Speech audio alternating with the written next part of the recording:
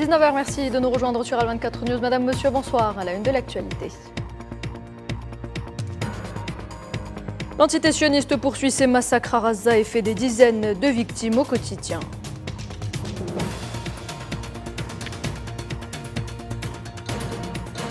David Lammy, ministre britannique des Affaires étrangères, demande un cessez-le-feu immédiat à Gaza.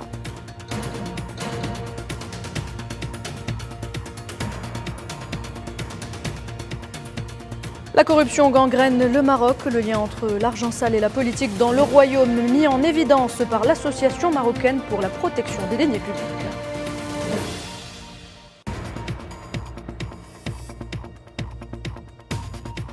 Et le climat est tendu aux États-Unis après l'attentat qui a ciblé l'ancien président Donald Trump, une tentative d'assassinat suite à laquelle le président actuel Joe Biden appelle au calme.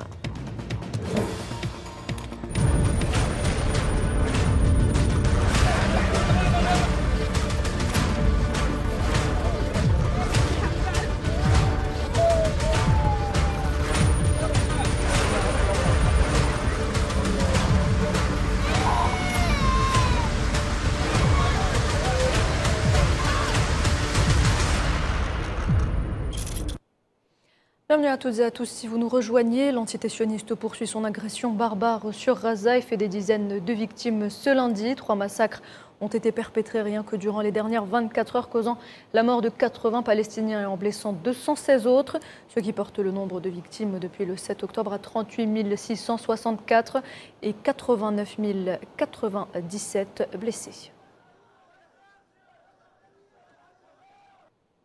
3 martyrs palestiniens ont donc été tués et plusieurs autres ont été blessés lorsque les forces d'occupation sionistes ont ciblé un groupe de civils dans la rue de Mansoura, dans le quartier de Choujaïa.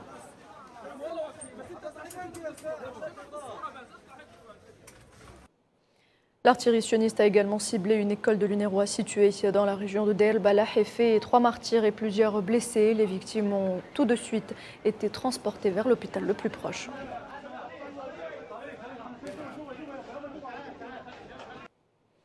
Dans le centre de Gaza, ce sont 5 Palestiniens, dont 3 enfants, qui sont tombés en martyrs, alors que plusieurs autres ont été blessés lors d'une frappe aérienne des forces d'occupation contre un appartement résidentiel du camp de réfugiés de Marazi.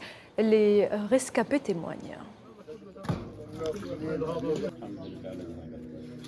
Nous sommes venus ici la nuit et avons trouvé un feu qui brûlait. Et nous avons trouvé du sang et des morceaux de corps de martyrs dans cette maison. 3 enfants dormaient et n'avaient rien à voir avec quoi que ce soit. De nombreuses maisons ont été endommagées, des dizaines de personnes ont été blessées à cet endroit. Nous étions assis ici et nous avons été surpris lorsque l'incendie s'est déclaré sans avertissement. Nous avons vu les décombres au-dessus des jeunes enfants qui dormaient en pensant être en sécurité. Nous avons vu la maison exploser, se briser en morceaux. Dans le même dossier, sachez que la Direction générale de la défense civile de la bande de Gaza a recensé 3 victimes parmi ses membres lors du massacre d'Al-Mawassi, ce qui porte le nombre de martyrs membres de la défense civile depuis le début de la guerre génocidaire le 7 octobre dernier à 79.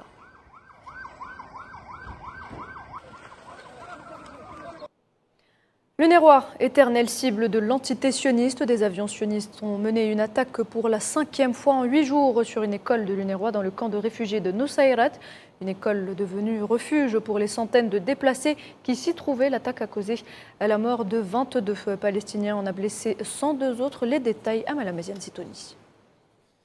5 écoles de l'UNRWA abritant des déplacés palestiniens visés en 8 jours par des frappes de l'occupation sioniste, faisant ainsi plusieurs martyrs et blessés. La dernière frappe sioniste sur une école de l'UNRWA à Nusayrat a fait 22 morts et 102 blessés. Les survivants de l'attaque sont stupéfaits. Nous sommes venus ici, mais nous n'avons pas trouvé la sécurité ici non plus. Des gens et des enfants sont morts devant nous et nous sommes assis ici sans rien faire. Nous ne portons pas d'armes. Nous essayons de nous mettre à l'abri pour nous et nos enfants.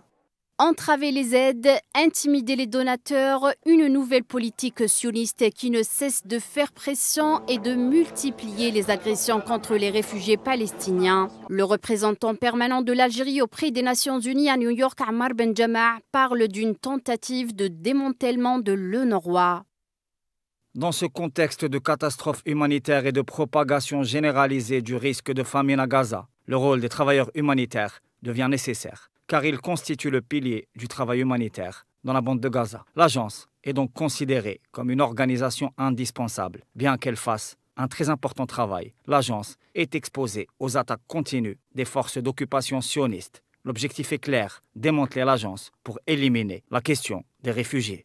Le diplomate algérien, fervent défenseur du droit international, a souligné 3 points importants à cet égard, notamment la condamnation de toute tentative de l'occupant sioniste de criminaliser l'UNRWA. Il a dans ce sillage également rappelé le rôle fondamental de l'UNRWA en matière de protection des réfugiés palestiniens et pour assurer les services de base nécessaires à ces derniers sur le terrain. Et enfin, le soutien constant de l'Algérie à l'agence, dont le but de l'aider à poursuivre ses efforts vitaux.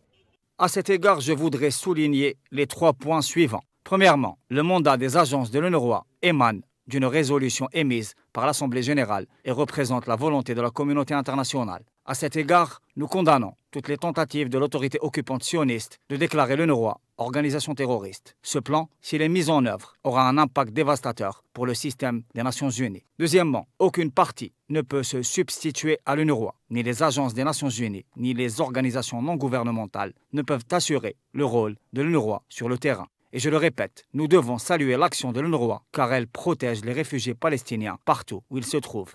Troisièmement, le déficit financier dont souffre chroniquement l'UNRWA doit être comblé de manière appropriée. Mon pays, l'Algérie, conformément à la décision du président Abdelmadjid Tebboune, a récemment alloué 15 millions de dollars américains à l'agence en réponse à l'appel du secrétaire général des Nations Unies afin de poursuivre les opérations de l'UNRWA. Cela vise à aider l'agence à poursuivre ses efforts après la décision de certains donateurs de geler ou de suspendre leurs contributions. Une telle situation nécessite un modèle de financement plus durable et plus stable pour l'agence. L'Algérie déploie de grands efforts afin de défendre les droits fondamentaux du peuple palestinien, alors que des massacres odieux sont quotidiennement commis par l'occupant sioniste contre les civils dans la bande de Gaza. Les déplacés palestiniens vivent une situation dramatique. Les camps de réfugiés n'ont jamais été épargnés. La barbarie sioniste n'a plus de limites. Et dans le même dossier, sachez que le nouveau ministre des Affaires étrangères britannique, David Lammy, a demandé un cessez-le-feu immédiat à Gaza lors d'une visite dans la région effectuée ce dimanche. Lammy doit rencontrer le président de l'État de Palestine, Mahmoud Abbas, ainsi que des responsables de l'entité sioniste et plaidera en faveur d'une voie crédible et irréversible vers une solution à 2 États.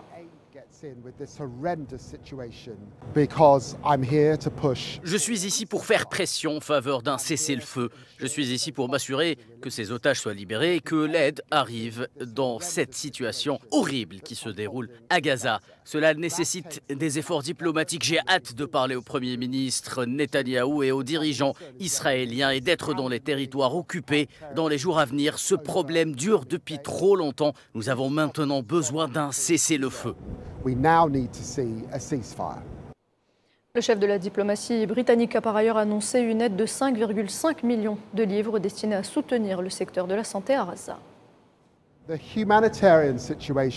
La situation humanitaire à Gaza est effroyable. Beaucoup trop de personnes sont confrontées à la famine et les camions manquent encore après des mois et des mois de demandes. J'annonce aujourd'hui une nouvelle aide médicale d'une valeur de 5,5 millions de livres sterling pour mettre en place des sites médicaux à Gaza et soulager les souffrances.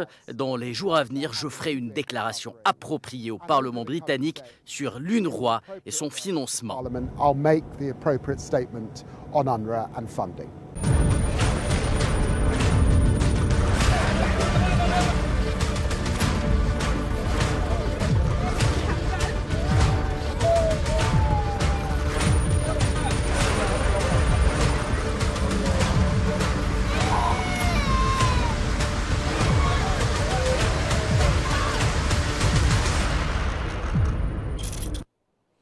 Dans l'actualité également, poursuite ce lundi des travaux de la 12e édition de l'université d'été. Il y a des cadres de la RAST et du Front Polisario. Plusieurs thèmes de grande importance sont examinés, à l'instar de la situation géopolitique actuelle, en particulier à la lumière des transformations globales en cours sur l'échiquier international. Les thèmes de la lutte contre le pillage des ressources naturelles ou encore de l'analyse de la situation des droits humains dans les territoires occupés sont également abordés. Les militants et les cadres participant à ces activités auront accès à des conférences et à des cycles de formation sur l'histoire du combat anticolonial, notamment de l'expérience algérienne, de la relation entre le combat du peuple sahraoui et la résistance du peuple palestinien contre la barbarie sioniste, ou encore l'évolution sur le terrain du conflit armé au Sahara occidental qui a repris depuis plus de 3 ans. Et solidarité avec la cause sahraoui, le ministre sahraoui des Affaires étrangères, Mohamed Sidati, a été reçu ce lundi par son homologue sud-africain, Ouzi Ronald Lamola, à Pretoria.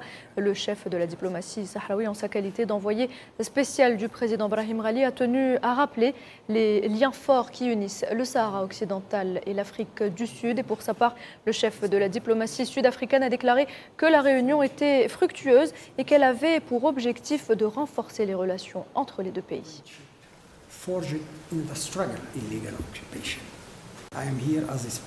Je suis ici en qualité d'envoyé spécial du secrétaire général du Front Polisario, président de la République arabe sahraoui démocratique, afin de faire parvenir un message d'amitié et de gratitude au président sud-africain Cyril Ramaphosa et à tout le peuple d'Afrique du Sud, mais aussi afin de rappeler les liens de fraternité et de coopération qui unissent nos deux peuples contre toutes les formes de colonialisme, d'expansionnisme et de discrimination raciste. Évidemment, nous sommes réunis aujourd'hui non seulement afin de nous entretenir sur nos relations bilatérales, mais aussi pour échanger sur les sujets qui concernent notre continent africain.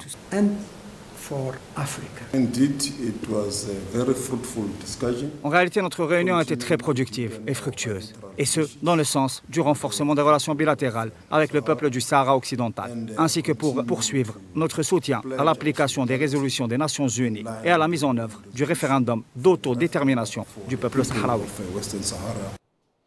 Le Maroc enchaîne les scandales de corruption, une grave menace pour la stabilité du pays. Le président de l'association marocaine pour la protection des deniers publics, Mohamed Ghaloussi, a justement mis en évidence l'ampleur des liens très étroits entre l'argent sale et la politique du royaume. Les détails, Hamid Mechri, Récit Khirdin Batash.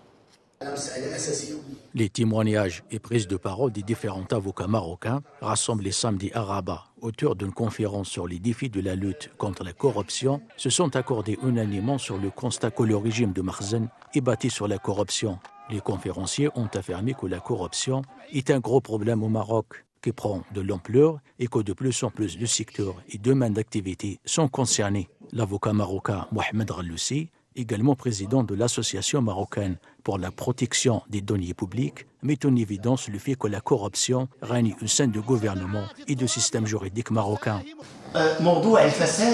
La question de la corruption au Maroc n'est pas une question de personnes ou de comportements spécifiques, mais plutôt un problème systémique, un problème structurel. C'est un problème et un dilemme d'absence de démocratie et d'état de droit.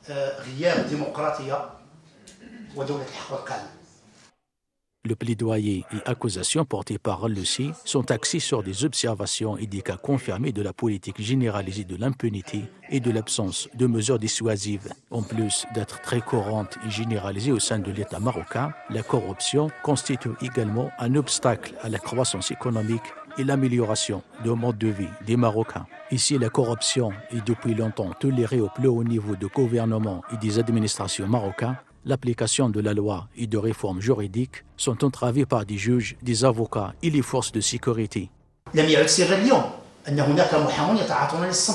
n'est plus un secret aujourd'hui que les avocats se livrent au chantage et à la corruption. Ce n'est plus un secret que des avocats ont accumulé une grande richesse en raison de la prévalence de la corruption et des pots de vin. Ce n'est plus un secret non plus que certains juges contribuent d'une manière ou d'une autre à cette situation. Ce n'est également plus un secret qu'au sein de la police judiciaire, il existe également des anomalies et de la corruption. Au Maroc, ce qui rend la corruption très dangereuse est ce rapport étroit entre l'argent sale et le pouvoir. Le président algérien Abdelmadjid Tebboune a présidé ce lundi une nouvelle réunion du Conseil des ministres consacrée à des dossiers et exposés se rapportant au secteur de l'agriculture et des ressources en eau. Concernant la réalisation des stations de dessalement d'eau de mer, le président Tebboune a insisté sur la nécessité d'accélérer le rythme afin de finaliser ces projets. Il a également ordonné l'inclusion des capacités algériennes et notamment de la jeunesse, comme il a instruit le gouvernement de créer une grande société de gestion de toutes les stations de dessalement d'eau de mer réalisées le long du littoral national. Les conditions d'accueil de la communauté nationale à l'étranger au niveau des différents postes frontaliers durant la saison estivale ont également été abordées.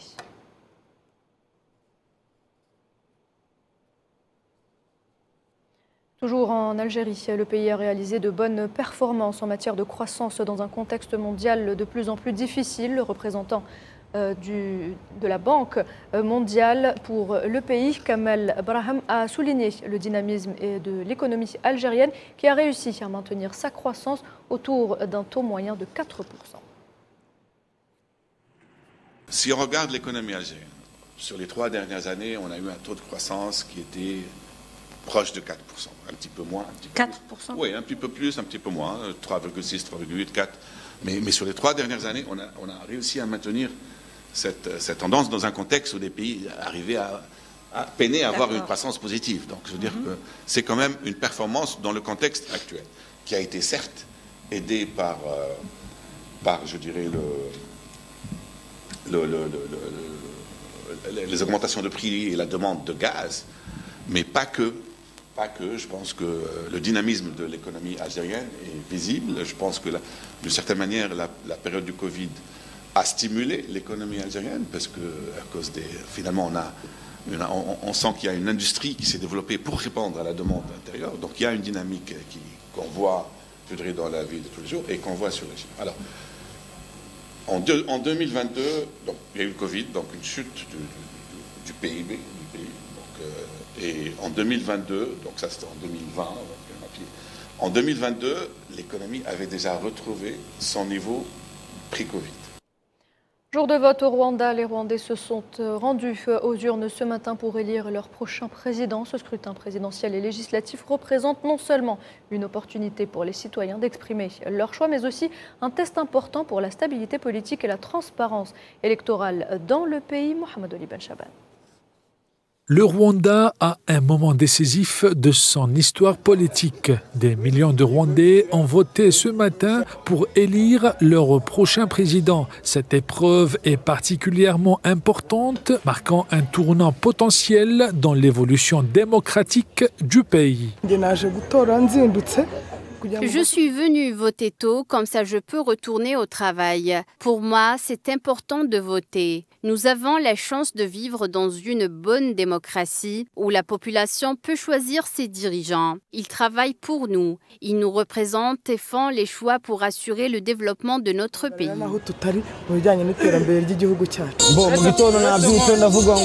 Quand je me suis réveillé ce matin, j'ai ressenti le besoin de venir voter pour le président qui sera mon leader. C'est le devoir de tout citoyen rwandais. Maintenant que j'ai voté, je me sens bien. Tout est parfait. Pour ce double scrutin présidentiel et législatif, chaque candidat apporte une vision différente pour l'avenir du Rwanda. Le président sortant se représente avec l'intention de poursuivre ses réformes économiques et de maintenir la stabilité du pays. Je suis venu voter pour un bon dirigeant. Je sais pour qui je vais voter. Cette personne est dans mon cœur. Ça sera quelqu'un qui a déjà fait beaucoup pour nous et nous a aidés dans notre développement. C'est pour ça que je suis venu tôt. Les enjeux de ce double scrutin sont multiples, représentant une opportunité pour les citoyens de façonner l'avenir du Rwanda qui cherche à instaurer une plus grande démocratie et à poursuivre sa dynamique de développement. Au Kenya, la police a annoncé avoir arrêté ce lundi un tueur en série psychopathe qui a avoué avoir tué 42 femmes après la découverte de 9 corps mutilés dans une décharge de la capitale Nairobi.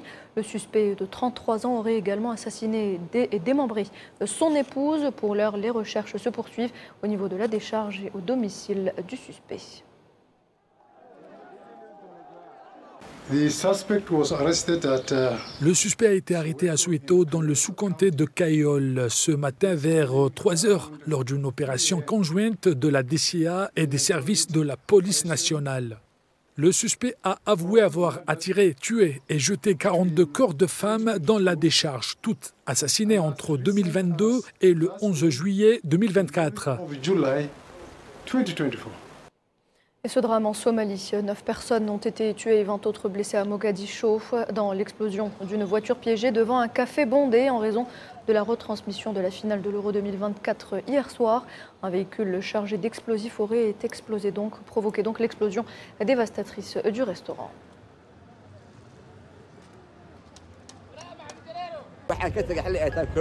J'ai quitté cet endroit, le café, à 22 heures après l'explosion. 5 de mes amis ont été tués et 20 blessés au moment de l'attentat. Ils regardaient la finale de l'Euro.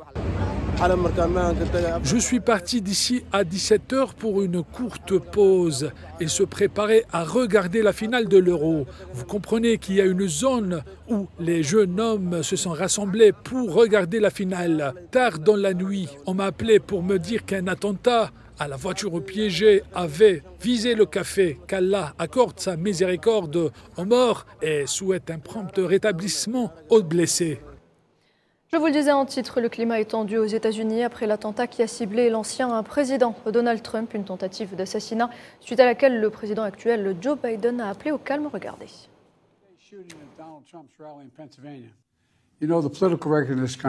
Vous savez, le dossier politique de ce pays est devenu brûlant. Il est temps de se calmer. Nous avons tous la responsabilité de le faire.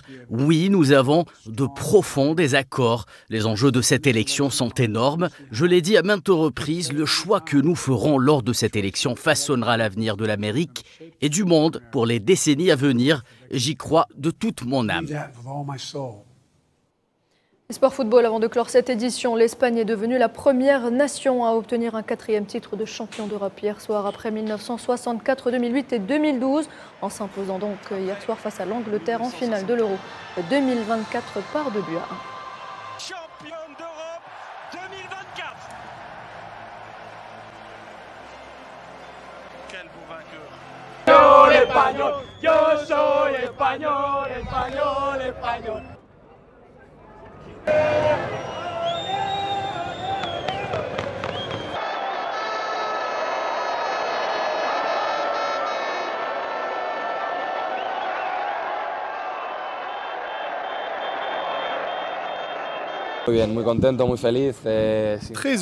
Très heureux, sincèrement extrêmement heureux. Nous avons montré que nous sommes une équipe plus qu'une simple sélection nationale. Nous avons prouvé que nous étions une équipe pendant tout le championnat d'Europe et aujourd'hui, nous avons écrit l'histoire.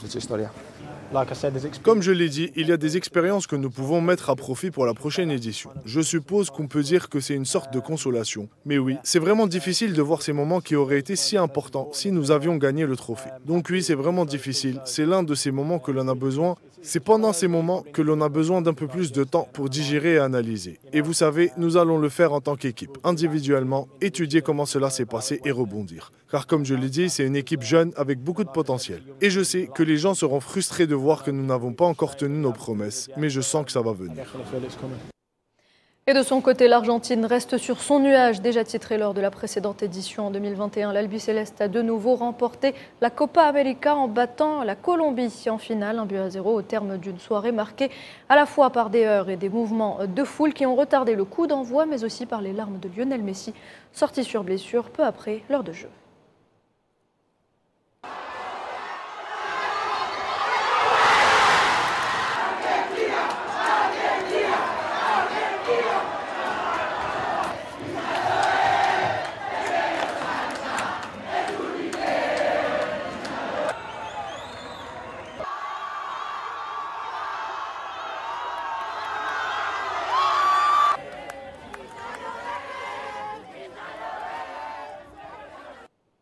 Et voilà, c'est avec ces images qu'on arrive à la fin de cette édition. Merci de l'avoir suivi. Très bonne soirée.